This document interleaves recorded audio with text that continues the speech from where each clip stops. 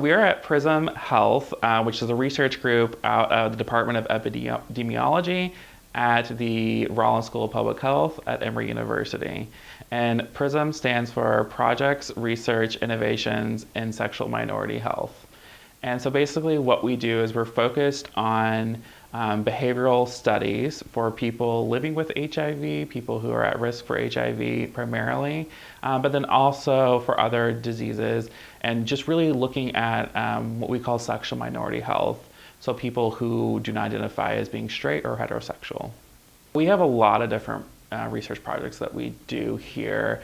A couple of our projects are looking at racial disparities among people living with HIV or people who are affected by HIV, because previous studies that we've done here have shown that there is a huge racial disparity. One distinction is that we are not a clinic, so we are in research.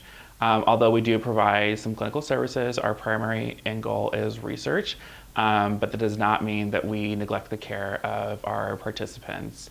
So we do have a lot of trained medical doctors that are on our staff, and we link people to services that we do not offer. So there's a plethora of community-based organizations, AIDS service organizations here in Atlanta.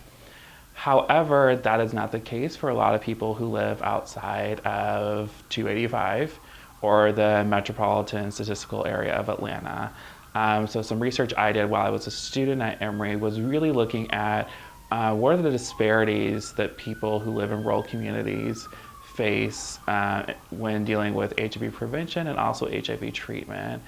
And it kind of boils down to 2 points. So it's basically 2 years of research, and it boils down to 2 points, which is one, outside of metro cities, especially in the Southeast, there is no HIV prevention, which is very shocking. And then the other thing is that there's huge amounts of stigma and discrimination for people who are living with HIV and also people who might be perceived living with HIV. What we need to do, it's convincing the political leaders, because public health is politics, and it's really convincing them that, you know, yes, we have a lot of HIV in Atlanta, but you can ask me today where to get an HIV test, and I can list you 10 organizations right off the bat. If we're somewhere like in Athens, or if we're somewhere like in Waycross, Georgia, I can maybe list 1 or 2, and one of them is going to be the health department, and a lot of people don't want to go there.